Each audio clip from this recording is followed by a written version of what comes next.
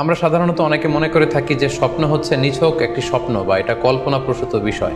মুমিনের জীবনে বা বিশ্বাসের জীবনে স্বপ্ন শুধু নিছক স্বপ্ন নয়, বরং এটা মুমিন জীবনে অনেক অর্থবহ এবং তাৎপর্যপূর্ণ।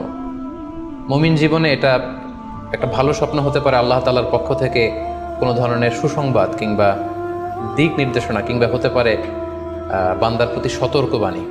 একচোখা বস্তুবাদীরা বলে থাকে আমরা যখন ঘুমাই তখন মস্তিষ্ক আমাদের স্মৃতিগুলো নিয়ে নাড়াচাড়া করে, আমাদের স্মৃতিগুলোকে পুনর্বিন্যাস করে, আর সেটাই আমাদের কাছে স্বপ্ন হিসেবে ধরা দেয়। অর্থাৎ তারা বলতে চায় যে স্বপ্ন হচ্ছে ঘুমের ঘোরে আমাদের দৈনন্দিন জীবনে ঘটে যাওয়া আমাদের চিন্তা বা ভাবনার প্রতিচ্ছবি। কিন্তু ইসলামের দৃষ্টিতে স্বপ্ন শুধু আমাদের চিন্তা ভাবনার প্রতিচ্ছবি নয়, এটা হতে পারে আল্লাহ তাআলার পক্ষ থেকে সুসংবাদ, হতে পারে গ্ল্যাড টাইডিংস কিংবা সতর্কবাণী। তাই এই স্বপ্নের ব্যাপারে আমাদেরকে খুব ভালো ধারণা রাখা উচিত। শুরুতে আমরা বলবো যে এর গুরুত্ব এবং তাৎপর্য কতটুকু। স্বপ্ন হচ্ছে নবুয়তের সূচনা।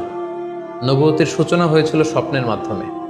আল্লাহ রাসূল সাল্লাল্লাহু আলাইহি ওয়াসাল্লাম যখন নবী হিসেবে অফিসিয়ালি অ্যাসাইন্ড হন, তার আগে তিনি টানা 6 মাস স্বপ্ন দেখেছেন, যেটা সহিহ বুখারীতে এসেছে, আউয়ালু মা বুদিআ বিহি রাসূলুল্লাহ সাল্লাল্লাহু আলাইহি ওয়াসাল্লাম আর রুইয়া আস-সাদিকা ফিন নাওম। রাসূল সাল্লাল্লাহু আলাইহি ওয়াসাল্লামের কাছে ওহী বা রেভেলেশনের সূচনা হয়েছিল স্বপ্নের মাধ্যমে। ফাকানা লা ইয়ারা রুইয়া ইল্লা জাআত মিসলা ফালাকিস সুবহি। আর রাতে স্বপ্নে রাসূল সাল্লাল্লাহু আলাইহি ওয়াসাল্লাম যা দেখতেন, দিনের বেলা সেটা প্রভাতের সূর্য কিরণের ন্যায় রাসূল সাল্লাল্লাহু আলাইহি ওয়াসাল্লামের কাছে সুস্পষ্ট হয়ে যেত। অর্থাৎ যা তিনি রাতে দেখতেন স্বপ্নে, দিনের বেলা সেটাই হুবহু ঘটে যেত। তো এই হাদিস থেকে আমরা বুঝতে পারি যে স্বপ্ন হচ্ছে ওহীর সূচনা, অর্থাৎ ওহীর সূচনাটা হয়েছিল স্বপ্নের মধ্য দিয়ে।